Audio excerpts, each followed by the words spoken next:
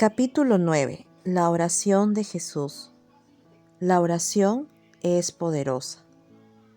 Y llegamos al final del recorrido. Recuerdo que cuando se hablaba de orar, yo siempre pensaba en la reunión de oración de los miércoles en la iglesia donde crecí. Nunca nos hablaron de que debíamos vivir en el espíritu de la oración. También solía pensar que la oración era una actividad. Bueno, voy a orar. Yo ya oré. O apóyame en oración, decíamos. Muchas veces se convocaba a cadenas de oración porque teníamos el concepto de que cuanto más éramos los que orábamos, mejor. Una anécdota cuenta que, en una ocasión, en una reunión, Moody le pidió a un hermano que orara. El hermano comenzó a orar y, como no terminaba nunca, Moody dijo: bueno, mientras el hermano termina de orar y puestos de pie, vamos a cantar el himno 243. Muchas personas terminan volcando sus emociones en la oración, en lugar de hablar exactamente lo que Cristo está hablando. De pequeño, también pensaba que la oración era para los adultos mayores. Cuando uno se jubilaba, tenía el ministerio de la intercesión. Y si estaba enfermo, postrado en una cama, incluso más, ya que no podía hacer nada, al menos que orara. En una oportunidad, Evan Roberts, un ministro y evangelista galés, conocido principalmente por ser una figura central en el avivamiento de Gales a comienzos del siglo XX, se detuvo frente a un hermano que estaba orando. Luego de escucharlo durante unos instantes, le dijo: no siga, hermano. Usted no está orando. Deténgase. No hable más. Creemos que orar es hablar con Dios, pero orar es repetir lo que Cristo está diciendo. Y lo que Cristo está diciendo viene cargado con la electricidad divina. Por eso, cada vez que Dios va a hacer algo, nos envía a orar. Él no va a hacer nada si no oramos.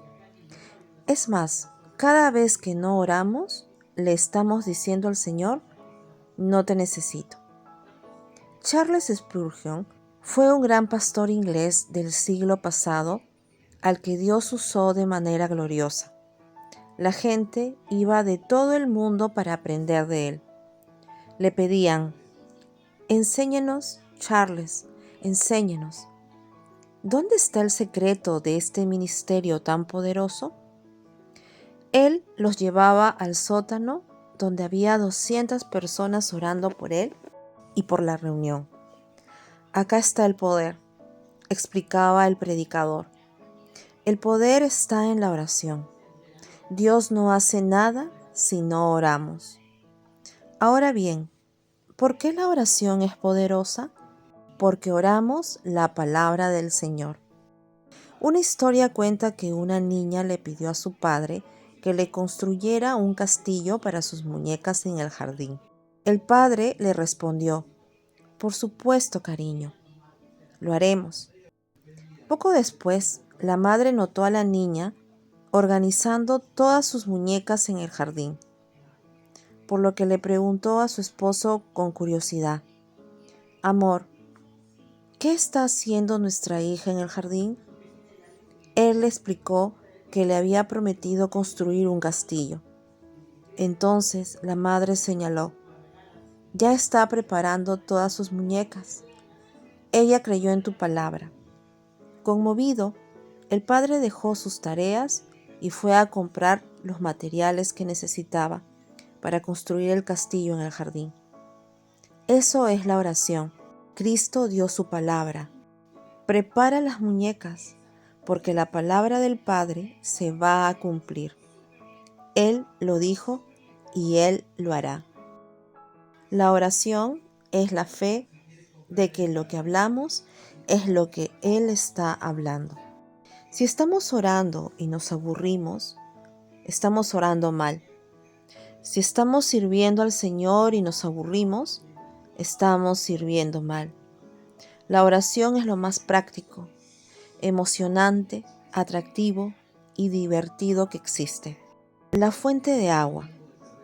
Todos podemos tener momentos de prueba, de carencia, pero eso no puede durar toda la vida, porque en la casa de Dios no hay justo desamparado. David afirmó: nunca vi justo desamparado, ni su descendencia que mendigue pan. Tú y yo somos hijos ricos, y todas las riquezas van a venir a nosotros. El hijo pródigo no se bañó para ir a la casa del padre, sino que llegó sucio. A la casa del Padre vamos como estamos, y Él nos da anillo y vestido, nos limpia y nos bendice, porque en la casa hay riquezas. Y me refiero a las riquezas de los recursos, pero también a las riquezas del carácter y el poder de Cristo. Esta es la razón por la que David termina el Salmo 72 de esta manera. Aquí terminan las oraciones de David, hijo de Isaí. Al decir hijo de Isaí, está destacando que es hijo. Cuando ores, recuerda que eres hijo. Observa que el salmista dice: aquí terminan las oraciones. Prepárate para decir: terminé de orar. Dios cumplió. Aquí está la respuesta. Esta oración se terminó. Aquí está la evidencia. Terminarás algunas oraciones y empezarás nuevas, con nuevas riquezas de parte del Señor. David tenía un principio importante. ¿Por qué Dios le respondía a las oraciones? La respuesta la encontramos en el siguiente salmo. Si en mi corazón hubiese yo mirado a la iniquidad, el Señor no me habría escuchado. Salmo 66, 18. Si no vamos al altar y hay cosas guardadas en nosotros, nuestra oración no va a tener respuestas. Es por eso que David siempre iba al altar antes de orar. Él le decía: Señor, muéstrame qué tengo que dejar en la cruz para su muerte. Necesitamos ir al altar y morir a lo que el Señor nos muestre. ¿A qué otras cosas más debemos morir? Te comparto dos más. A limitar a los demás. No afirmes: te vas a cansar, mi familia no soporta más. Si el otro tiene a Cristo, Cristo lo va a bendecir. A frustrarnos con la gente.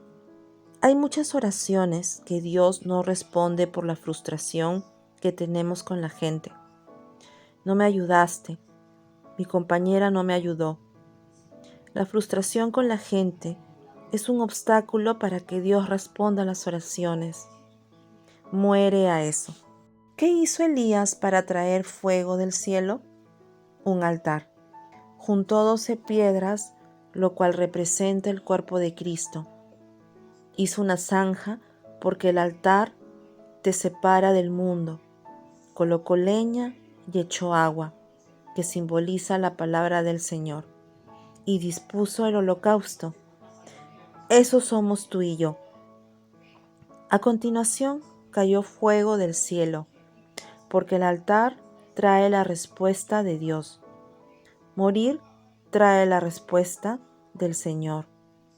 Por eso, el altar, vivir bajo la cruz, es clave. Antes de orar, preguntémosle siempre a Dios: Señor, ¿a qué tengo que morir? Muéstrame. Agar, la criada, había tenido un hijo con Abraham, pero Dios le ordenó a él: echa a esta sierva y a su hijo.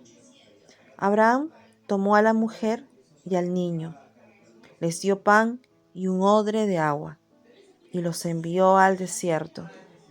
Así narra la Escritura lo que ocurrió luego. Y le faltó el agua del odre, y echó al muchacho debajo de un arbusto, y se fue y se sentó enfrente. a distancia de un tiro de arco, porque decía: no veré cuando el muchacho muera. Y cuando ella se sentó enfrente, el muchacho alzó su voz y lloró. Génesis 21, 15, 16. Cuando se les acabó el agua, la mujer dijo: vamos a morir acá. Dejó al niño debajo de un árbol y se alejó unos metros pensando: no quiero ver cuando se muera deshidratado bajo el sol. Después de que muera él, también moriré yo. Pero mira lo que ocurrió. Entonces Dios le abrió los ojos y vio una fuente de agua, y fue y llenó el odre de agua, y dio de beber al muchacho. Génesis 21:1. ¿Cuándo se le apareció Dios a Agar? Cuando el agua que le había dado a Abraham se terminó. El agua de Abraham representa la dependencia de la gente. Dios no apareció hasta que ella declaró: Abraham me falló, lo que él me dio no me alcanzó. Por culpa suya no tengo nada. Y cuando apareció el Señor le dijo: ¿aprendiste? Tú no dependes de la gente. Ahora yo te voy a dar el agua de mi fuente en tu odre. No es de la gente, sino del agua que yo te doy, de quien debes depender. Es tiempo de que perdones, sueltes a los que te fallaron y declares: mi fuente de agua es Dios y solo de Él dependo. No necesitamos las cosas materiales para vivir, necesitamos la fuente de agua. ¿Y dónde está la fuente? El pasaje narra que estaba al costado de Agar, donde ella se sentó. Ahí estaba la fuente de Dios escondida. El Señor está esperando que se te acabe el agua y digas: me fallaste, me mentiste. Cuando lo hagas, Él te indicará: mira al costado, aquí estoy. Yo te daré una fuente de agua que salta para vida eterna. Esas son las riquezas del Señor. Más testimonios de oración. E. Stanley Jones, un misionero en la India, estaba muy enfermo. Caminando por el bosque le dijo al Señor: Señor, estuve orando por sanidad. Estuve orando para que tú me sanes. Y el Señor le respondió: te voy a sanar cuando mueras a tu preocupación. Stanley se detuvo, se puso de rodillas y le dijo: Señor, muero a mi preocupación. No voy a orar más por sanidad porque muere mi preocupación. Este hombre estaba orando por sanidad con preocupación en lugar de fe. Cuando murió a su preocupación, el Señor lo sanó. Fíjate cómo una oración dirigida por el cielo puede quitar una enfermedad mientras vas caminando. En la Alemania nazi, Corrie ten Boom le dijo a su hermana Betsy: estoy resfriada. ¿Cómo me gustaría tener un pañuelo? La hermana le contestó: bueno, oremos por eso. Y dijo: Señor, dale un pañuelo a mi hermana, que está resfriada. Pocos minutos después, alguien llegó con un paquete. En el paquete había un pañuelo envuelto. Cuando Corrie vio eso, exclamó: Él es el Dios de los pañuelos. Intrigada, fue a averiguar quién se lo había mandado. Había sido una mujer que trabajaba en el hospital del campo de concentración. ¿Por qué me mandaste este pañuelo?, le preguntó Corrie. Estaba doblando los pañuelos que había lavado cuando el Señor me dijo: mándale uno a Corrie, le contó la mujer. ¡Qué maravilloso! Él es el Dios de los pañuelos, el Dios que mata las preocupaciones. Maurice Cerullo, un evangelista estadounidense, había viajado a Haití para hacer una campaña. Enterados de su viaje, todos los brujos de Haití se juntaron para hacerle brujerías. Cuenta que estaba yendo para entrevistarse con el primer ministro, cuando empezó a sentir dolor en el estómago. En ese momento, el Señor le ordenó: ve al hotel a orar. Aunque el primer ministro lo estaba esperando, Cerrullo se fue al hotel a orar. Una vez en la habitación, se puso de rodillas y dijo: Señor, acá estoy. Me llamaste la atención con este dolor. Dios le mostró que esa noche, durante la campaña, habría 300 brujos que empezarían a cantar cuando él comenzara a predicar. Cantarían canciones satánicas para que él muriera, pero le aseguró que él lo guiaría. A la noche había miles de personas en la reunión. Morris Cerullo, atento, se puso de pie para predicar. De pronto empezó a escuchar una canción. Los que están cantando son 300. Tú eres uno, tú eres otro, acá hay otro más. Así, uno a uno, los fue señalando. Dios me mostró que ustedes son brujos del vudú y están cantando para que yo me muera, declaró el evangelista. Pero les digo esto en el nombre de Jesús: o dejan de cantar o van a caer muertos ahora mismo allí donde están. Cuando soltó esa palabra, todos hicieron silencio. Aquella noche, miles de personas se entregaron al Señor, porque Dios es el Dios del pañuelo, pero también es el Dios del poder, el Dios que no tiene temor a los ataques del enemigo. Kenneth E.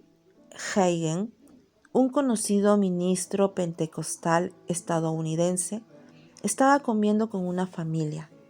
De pronto, el Señor le dijo que debían orar.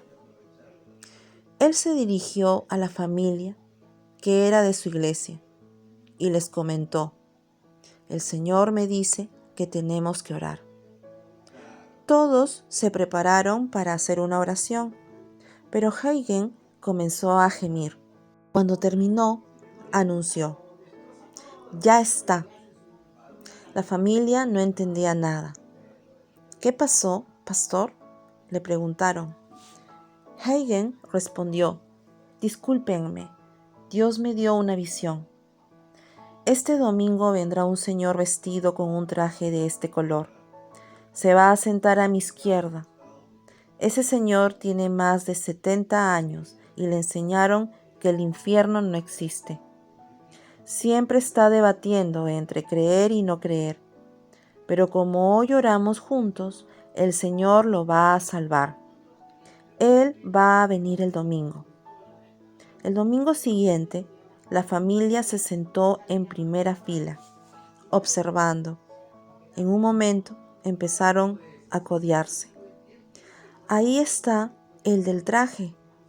Kenneth empezó a predicar. De pronto le dijo al hombre: usted, póngase de pie.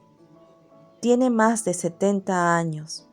Le enseñaron que el infierno no existe y está con un pie en el cielo y un pie en el infierno. Pero el pie del infierno se le está hundiendo más. Cuando el hombre del traje escuchó eso, pasó al frente llorando. Se arrodilló y dijo: quiero recibir a Cristo como mi Salvador. Dios es el Dios del pañuelo, el que te sana, el que frena la obra satánica y también el Dios de la exactitud, para que su palabra quebrante al que no cree. La oración va a ser emocionante, divertida y atractiva. George Mueller estaba con Pearson, su biógrafo. Alrededor de la medianoche, Mueller lo llamó y le dijo: tenemos que orar, hermano. Venga a orar conmigo. Pearson aceptó, ya que se había internado para aprender sobre la oración. Mueller le explicó: vamos a orar porque no hay nada para desayunar mañana. Tenemos 2000 niños y no hay nada para el desayuno. Pearson se preguntó cómo iban a conseguir dinero a esas horas de la noche, pero se sumó a la oración de Müller. Señor, gracias porque la comida ya está acá. Amén. Luego, dirigiéndose a Pearson, y dijo: Gracias, hermano, sigamos durmiendo. Y se fue. Pearson nunca había visto a alguien más tranquilo. Al otro día, cuando se levantaron, vieron que el desayuno para los 2000 niños estaba servido. Pearson le dijo a Müller: Dios respondió. Müller lo miró y respondió: Y sí, hermano, oramos por eso. Pearson averiguó que a las 4 de la mañana un rico de Bristol se despertó con dolor de cabeza. Dios le dijo: Ve ahora mismo a llevar dinero para el orfanato. Y el hombre fue. Dios le había dicho que no dijera quién era. Así que llegó de madrugada y de manera anónima entregó el dinero. Bien temprano, el personal se levantó y fue a comprar la comida. Dios es el Dios del pañuelo, el Dios que derriba todo vudú, el Dios que te sana, el Dios que te muestra con exactitud y el Dios que provee. Cada oración que hagas va a ser emocionante, maravillosa y atractiva, porque en el cielo no hay aburrimiento, cansancio ni tedio. El cielo es fiesta y allí se canta: Santo, santo, santo, porque cada mañana sus misericordias son nuevas. Un hermano le dijo a George Müller: George, ore por mi hermana porque tiene mucho dinero y un llamado a las misiones. Yo quiero ir con ella porque Dios me dijo que íbamos a ir como hermanos de misioneros. Müller lo tomó de la mano y oró: Señor, tú la llamaste, ella es enviada. Amén. Pasaron 2 días y la mujer llegó a la oficina de Müller. Hermano, me voy de misionera. Acá le traje unos juguetes para los niños. A mí ya no me sirven, así que se los dejo para ellos, dijo, y le entregó una caja grande. Cuando abrió la caja, Müller encontró algunos juguetes, pero también estaban todas las joyas de la mujer. Había más de $1.000.000 en la caja. Con ese dinero, Müller abrió un nuevo orfanatorio. Dios es el Dios del pañuelo, el Dios de las joyas, el Dios que rompe el vudú y el Dios que te sana. Él es el Dios que hace todas las cosas nuevas.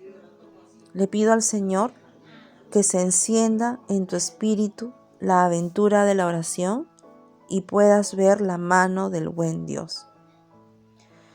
George Webber era un misionero en la India que escribió libros hermosos sobre la oración. Con Operación Movilización, una organización misionera que él mismo fundó, viajó por todo el mundo enseñando a la gente a orar. En una oportunidad, alguien le preguntó: Pastor, ¿cómo aprendió a orar tan eficazmente? Él contestó: Cuando era jovencito, vivía en un pueblo. Un día fui a ver a un hermano que oraba siempre y le dije: Vine porque quiero aprender a orar.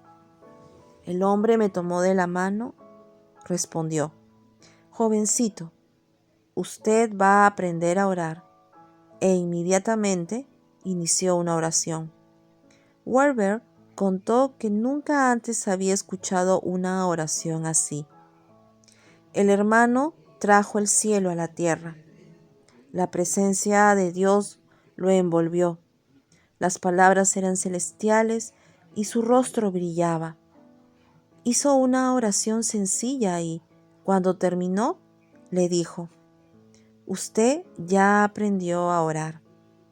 Werber tenía 8 años y el impacto de ver a alguien orar de esa manera fue tan grande que Dios puso en su corazón el anhelo de multiplicar eso en su vida. Dios lo llevó a sembrar en la India y a recorrer las naciones. ¡Qué tremendo! Porque Dios es el Dios del pañuelo, el Dios que rompe el vudú, el Dios que te manda las joyas, el Dios que te enseña a orar y el Dios que pone gente para impactarte y que digas, wow, Señor, lo hiciste con ellos, hazlo también con toda presencia de Dios. David L. Moody, el gran evangelista estadounidense, era zapatero.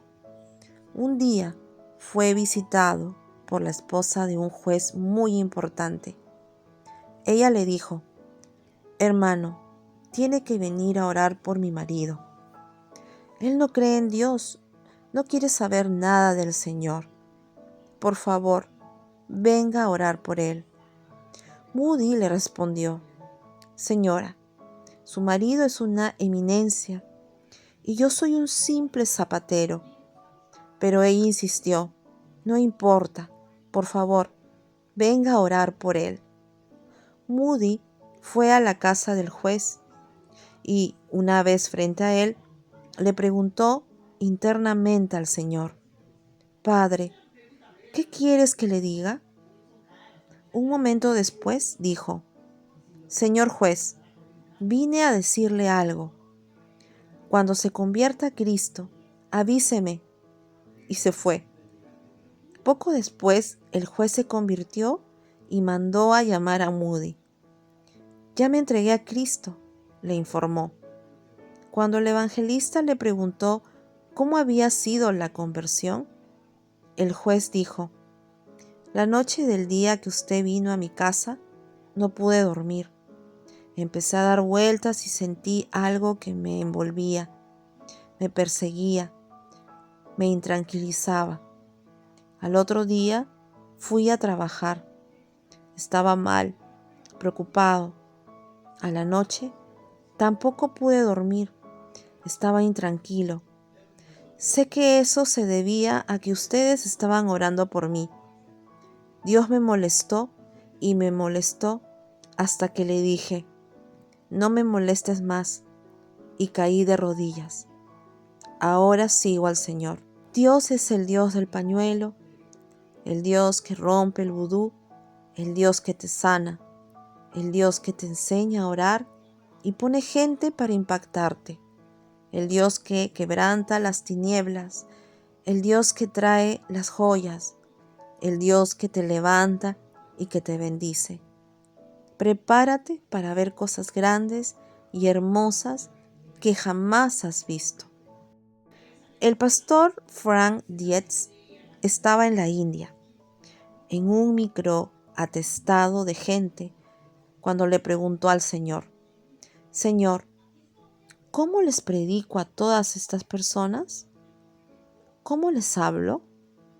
Dios le respondió, grita.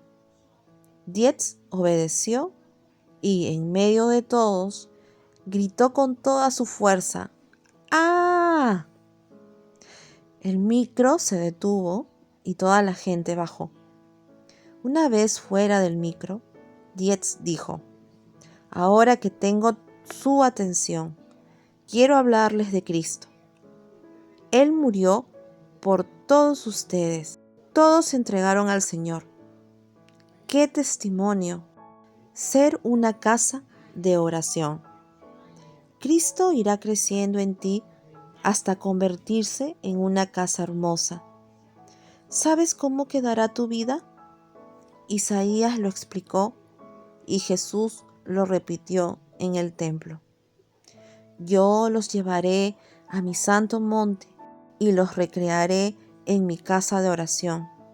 Sus holocaustos y sus sacrificios serán aceptos sobre mi altar, porque mi casa será llamada casa de oración para todos los pueblos.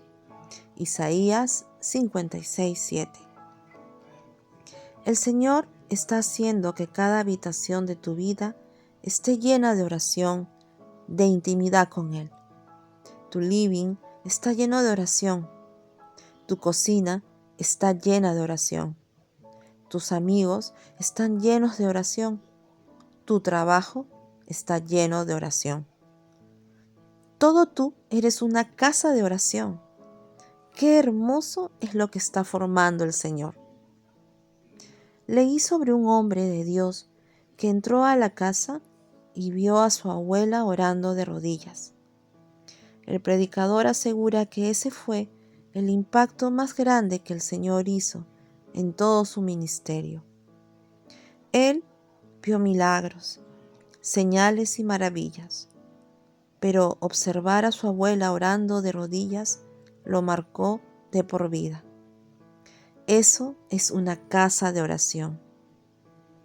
Cristo tiene que ser forjado porque Él está haciendo su casa en tu corazón y en el mío.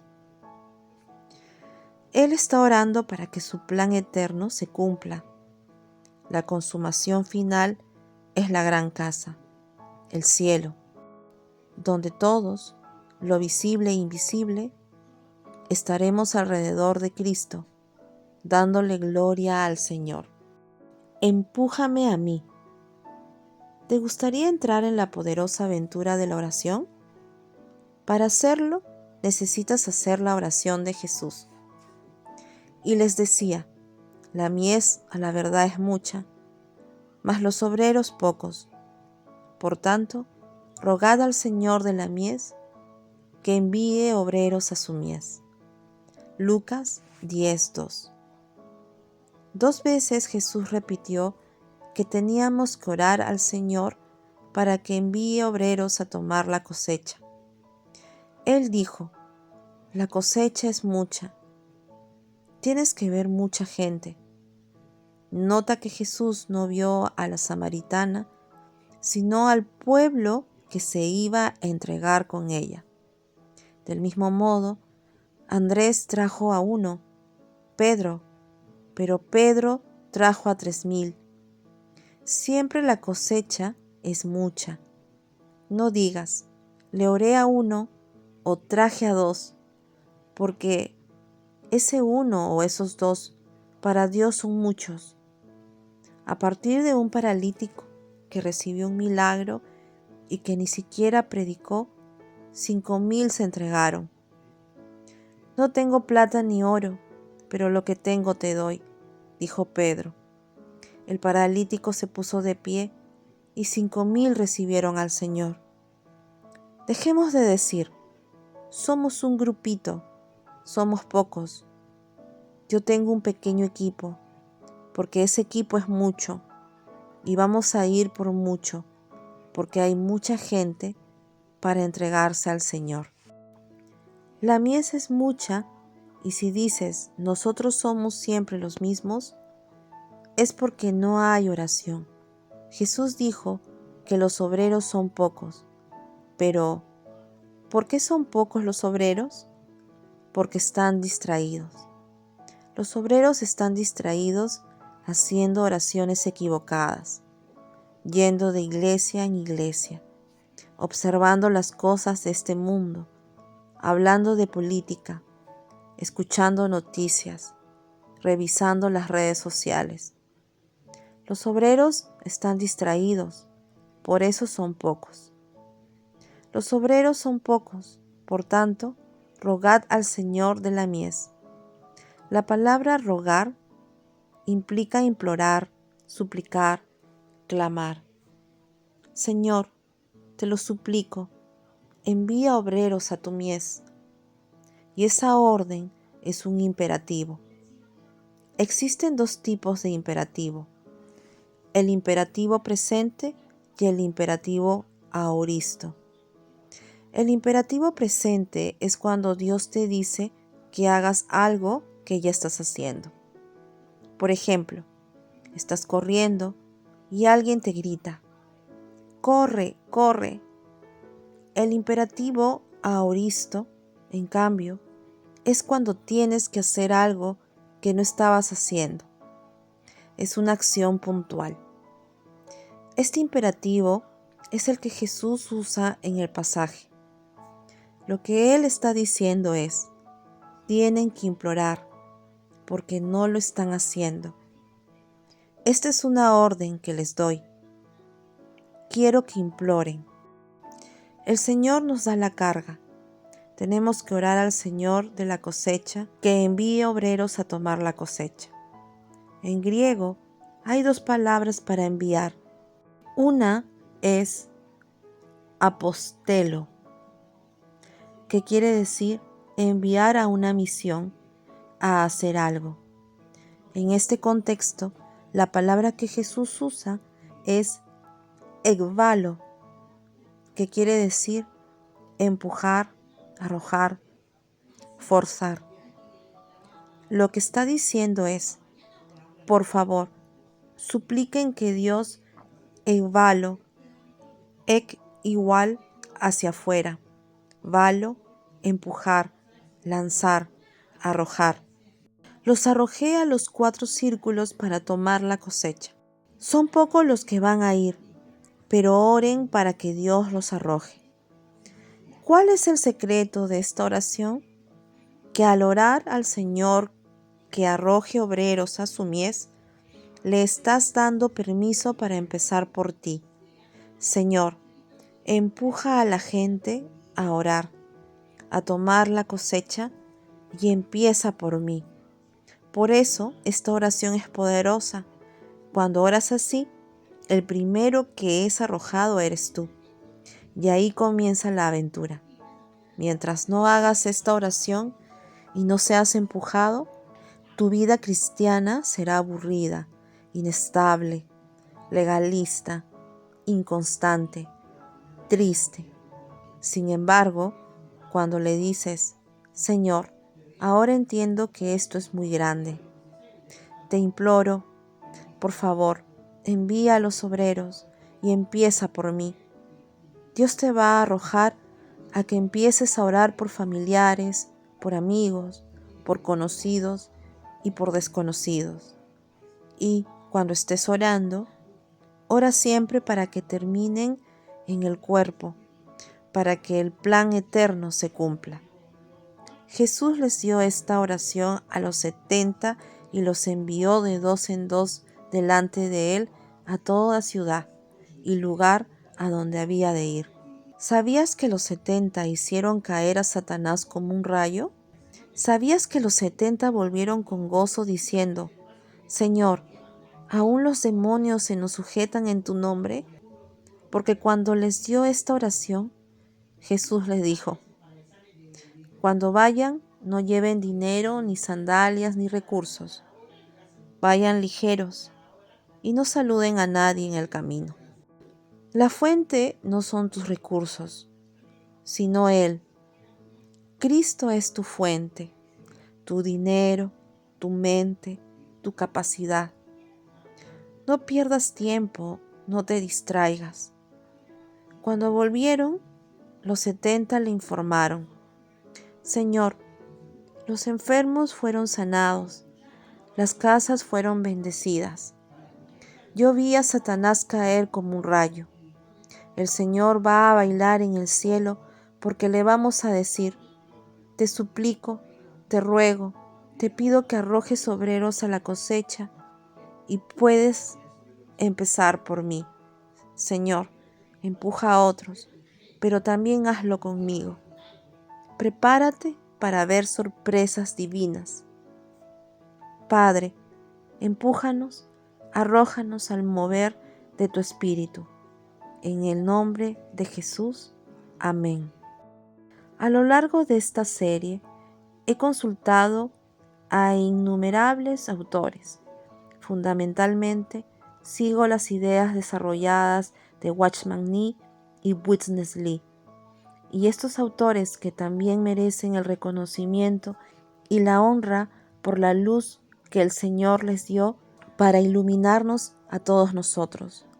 Entre algunos de ellos menciono a J. P. Lewis, Campbell Morgan, Madame Guyon, J. Phillips, A.B. Simpson, J. Piper, Tony Evans, Hudson Taylor, Andrew Murray, Charles Finney, David L. Moody, Joy Dobson, Kenneth E. Hagen, Frank Dietz, Smith Wigglesworth, Corrie ten Boom y Charles Spurgeon. Todos ellos han bendecido mi vida y hoy quiero compartirlo con todos.